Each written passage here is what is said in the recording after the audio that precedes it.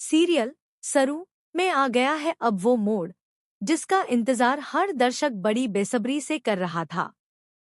कहानी ने अब ऐसा मोड़ ले लिया है जहां सच्चाई का पर्दा सिर्फ हिल नहीं रहा बल्कि पूरी तरह से उठने ही वाला है।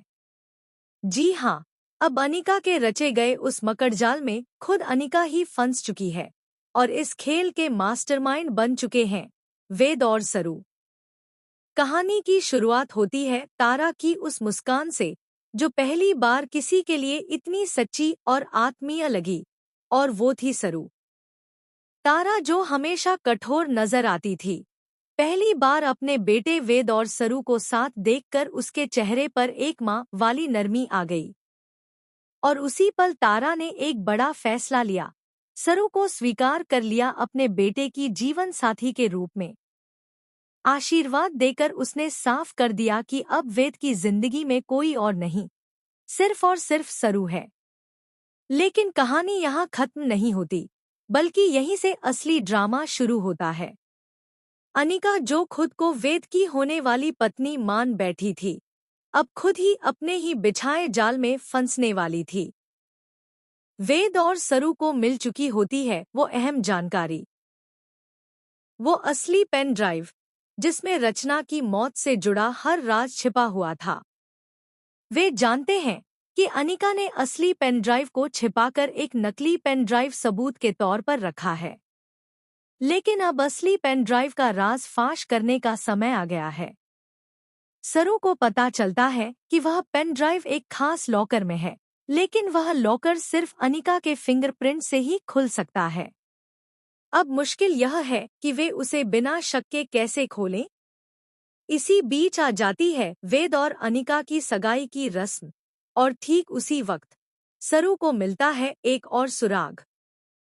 सगाई का मुहूर्त शुरू होता है, वेद के हाथ में अंगूठी होती है, लेकिन तभी जैसे नियति को कुछ और ही मंजूर होता है, पूरे घर की लाइट गुल हो जाती है। सब कुछ अंधेरे में डूब जाता है। माहौल एकदम रहस्यमयी हो उठता है। कोई कुछ नहीं देख पाता, सब हक्के बक्के रह जाते हैं। कामिनी गुस्से में आ जाती है और कहती है, बस बहुत हुआ, अब और इंतजार नहीं। वो नौकरों को कहती है कि घर को कैंडल से रोशन किया जाए ताकि रस्म पूरी हो सके। लेकिन उसी कैंडल लाइट वाले माहौल में एक और बड़ा धमाका होता है।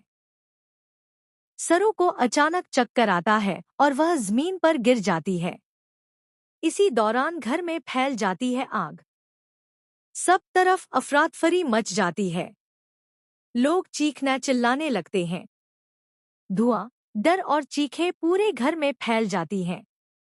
लेकिन तभी हीरो बनकर सामने आता है वेद। वो बिना कुछ सोचे समझे आग में कूद पड़ता है, सिर्फ सरू को बचाने के लिए। वेद जब सरू को अपनी बाहों में लेकर बाहर लाता है तो सबकी आंखें भर जाती हैं। लेकिन इसी बीच उसे मिल जाती है वही असली पेन ड्राइव जो आग में जलने से पहले वेद के हाथ लग जाती है। अब शुरू होती है उस पेन ड्राइव की कहानी।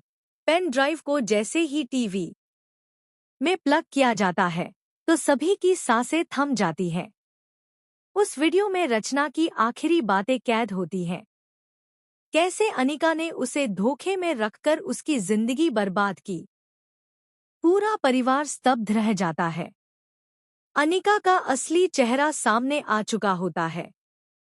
सरू कहती है, आप सबके सामने अब ये सच है। ये वही अनिका है जिसने रचना की जिंदगी छीनी। अब फैसला आपको करना है। अनिका, जो अब तक खुद को मासूम दिखाने की कोशिश कर रही थी, एकदम टूट जाती है। और फिर उसके मुंह से निकलता है एक सनसनीखेज कबूलनामा। हाँ, मैंने किया ये सब। अगर मेरी वेद से शादी नहीं हुई तो मैं पागल हो जाऊंगी। सब हैरान।